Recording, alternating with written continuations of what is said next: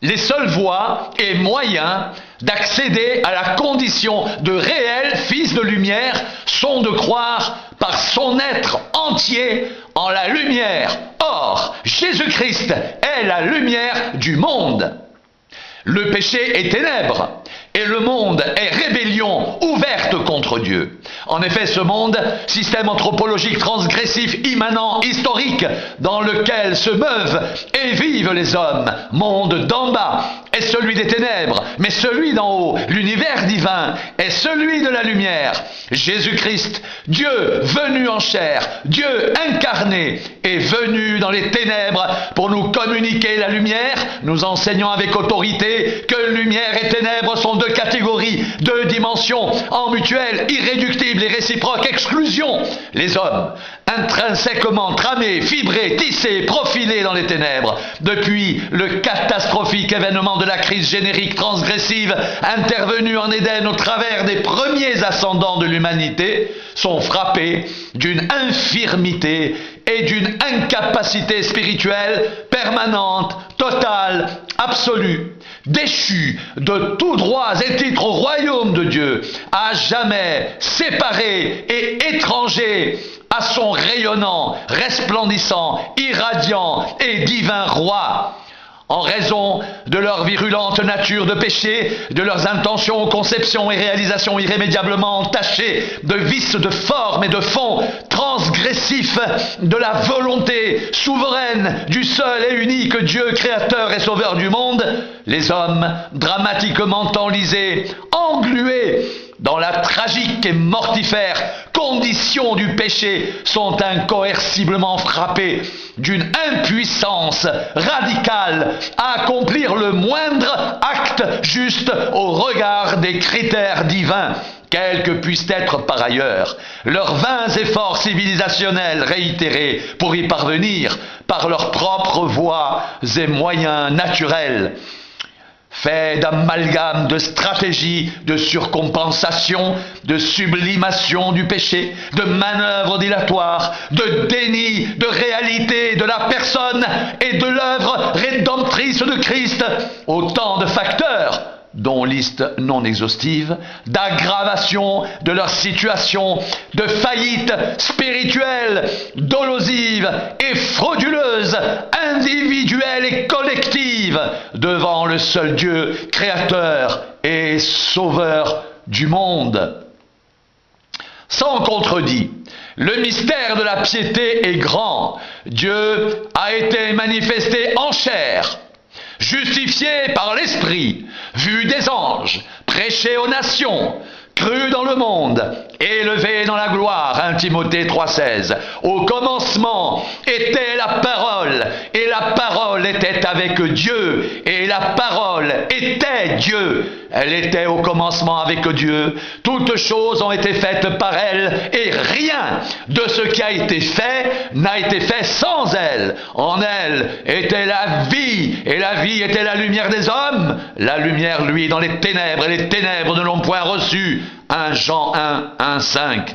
Jésus leur parla de nouveau et dit : « Je suis la lumière du monde. Celui qui me suit ne marchera pas dans les ténèbres, mais il aura la lumière de la vie. » Jean 8, 12. À n'en point douter, la lumière est venue dans le monde des hommes, séparés de Dieu, menant loin de lui une vie superficielle, vaine, vide de sens et privée d'espérance. Cependant, malgré ce vital et ineffable divin don, les hommes profondément addicts, comportementaux, au toxique létal du péché, ont préféré les ténèbres en raison de leur dépendance invétérée à l'emprise et à l'empire implacable de cette puissance flétrissante, infamante, confiscatrice de la plus sublime des destinées qui se puisse concevoir et nommer sur la terre et dans les cieux, le temps et l'éternité. Cette lumineuse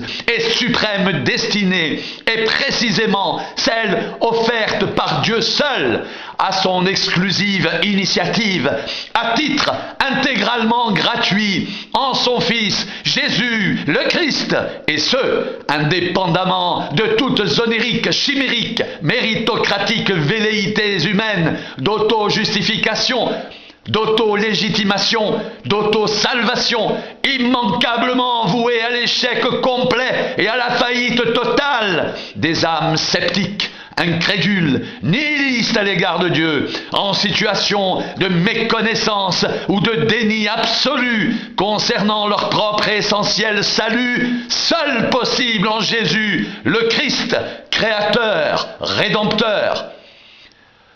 Les constats de l'histoire confirment malheureusement que les humains, pour la plupart d'entre eux, se refusent à venir tout simplement le cœur ouvert à la lumière divine, parce que leurs œuvres sont de caractère spirituellement injuste, mauvais, improductif, car accompli hors de Dieu, en directe et frontale opposition avec son expresse et souveraine volonté. L'évangile de Dieu est pourtant catégorique et péremptoire à ce crucial sujet. Le paroxysme du mal sur cette terre se traduit toujours, inéluctablement, par l'expression d'une haine radicale à l'encontre de la lumière, de la personne et de l'œuvre rédemptrice de Christ. Car Dieu a tant aimé le monde qu'il a donné son Fils unique, afin que quiconque croit en lui ne périsse point, mais qu'il ait la vie éternelle. Dieu, en effet, n'a pas envoyé son Fils dans le monde pour qu'il juge le monde, mais pour que le monde soit sauvé par lui. Celui qui croit en lui n'est point jugé, mais celui qui ne croit pas est déjà jugé, parce qu'il n'a pas cru au nom du Fils unique de Dieu. Et ce jugement, c'est que la lumière étant venue dans le monde, les hommes ont préféré les ténèbres à la lumière, parce que leurs œuvres étaient mauvaises. Car quiconque fait le mal est la lumière, et ne vient point à la lumière de peur que ses œuvres ne soient dévoilées. Mais celui qui agit selon la vérité vient à la lumière, afin que ses œuvres soient manifestées, parce qu'elles sont faites en Dieu. Jean 3, 16, 21. Deux dimensions, deux régimes de conscience et de vie, deux destinations éternelles, irréductibles l'une à l'autre.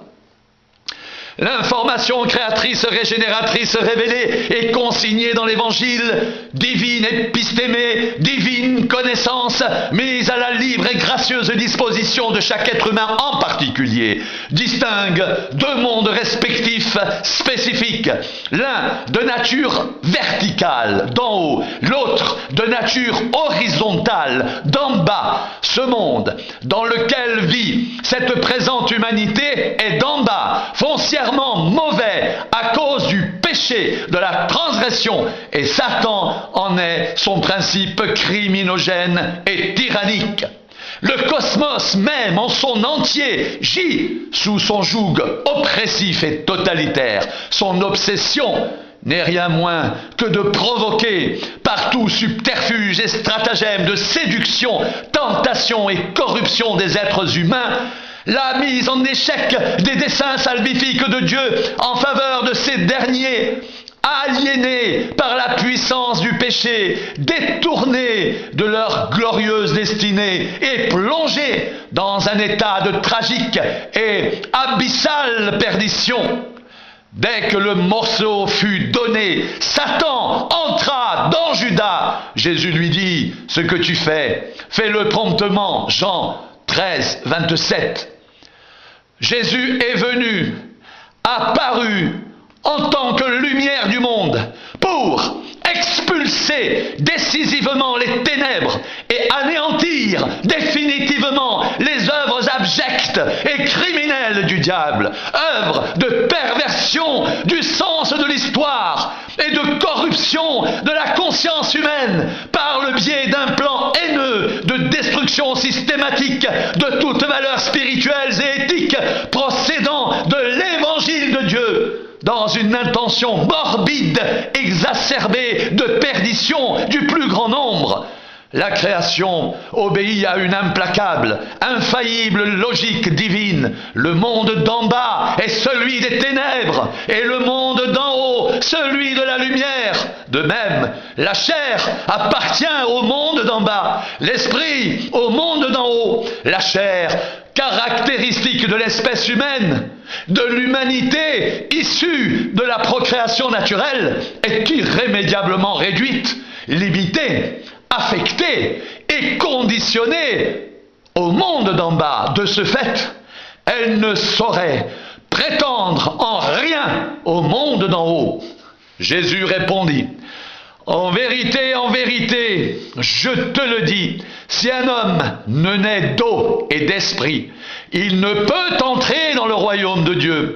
Ce qui est né de la chair est chair, et ce qui est né de l'esprit est esprit. Ne t'étonne pas que je t'ai dit, il faut que vous naissiez de nouveau. Le vent souffle où il veut, et tu en entends le bruit, mais tu ne sais d'où il vient, ni où il va. Il en est ainsi de tout homme qui est né de l'esprit. Jean 3, 4, 8. Être né d'en haut implique obligatoirement d'être né de l'esprit, car la vie éternelle est le don de l'Esprit de Dieu. Ceci exclut catégoriquement toute illusoire velléité d'effort ou apport personnel en ce domaine. Pour ce qui est de la réception de la vie éternelle, la chair, frappée de totale infirmité et incapacité, se voit irréductiblement disqualifiée de ce fait.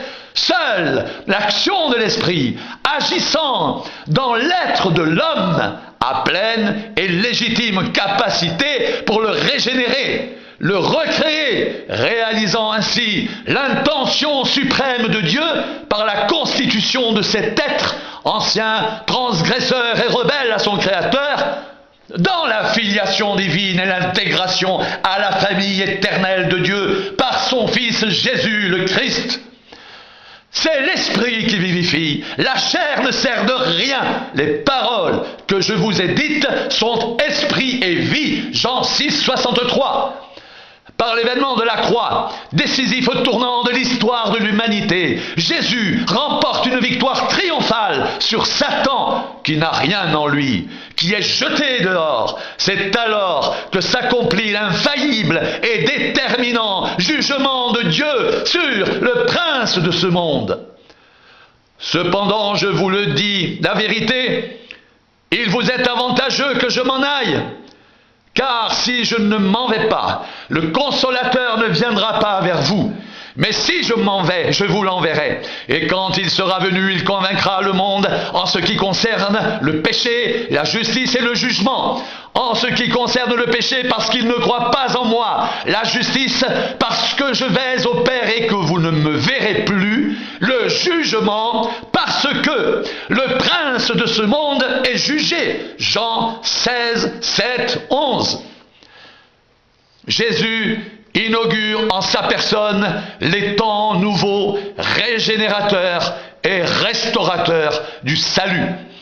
La venue de Jésus dans l'histoire de l'humanité a opéré parmi les hommes, en termes de salut ou de perdition, une significative division aux incidences et implications éternelles, créant ainsi une communauté spirituelle inédite, spécifique, christocentrique, l'Ecclésia, constituée, composée de membres nés de nouveau, régénérés, engagés, impliqués, actifs, mus et motivés par l'amour divin, seul signifiant et structurant salutaire éternel, et non plus par les affects réductionnistes, confusionnistes et éphémères, propres aux hommes et femmes de ce temps, mystifiés, et cela sans distinction ni exception, par les multiples subterfuges et stratagèmes pernicieux du prince de ce monde, maître en manipulation de l'arme de perdition massive des âmes que constitue le péché transgression.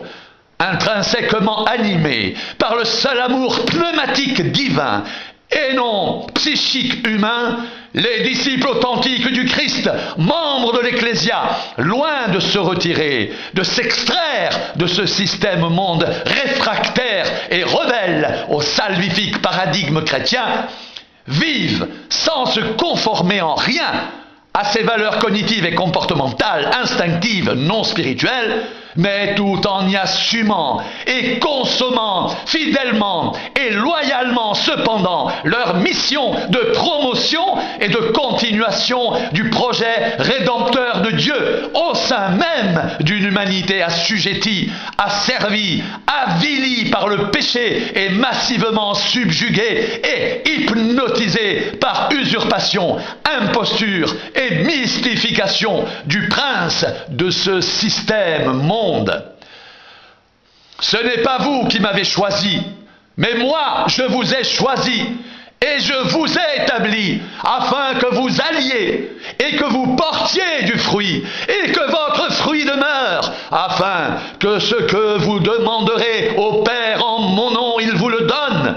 Ce que je vous commande, c'est de vous aimer les uns les autres. Si le monde vous hait, sachez qu'il m'a haï avant vous. Si vous étiez du monde, le monde aimerait ce qui est à lui. Mais parce que vous n'êtes pas du monde et que je vous ai choisi du milieu du monde, à cause de cela le monde vous hait. Souvenez-vous de la parole que je vous ai dite. Le serviteur n'est pas plus grand que son maître. S'ils m'ont persécuté, ils vous persécuteront aussi. S'ils ont gardé ma parole, ils garderont aussi la vôtre. Mais ils vous feront toutes ces choses à cause de mon nom, parce qu'ils ne connaissent pas celui qui m'a envoyé. Jean 15, 16, 21.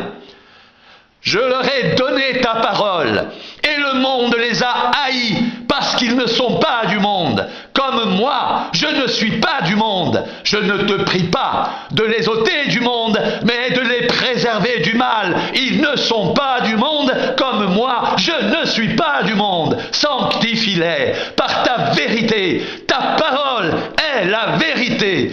Comme tu m'as envoyé dans le monde, je les ai aussi envoyés dans le monde.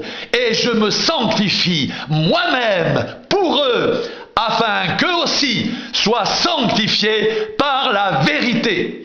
Jean 17, 14, 19.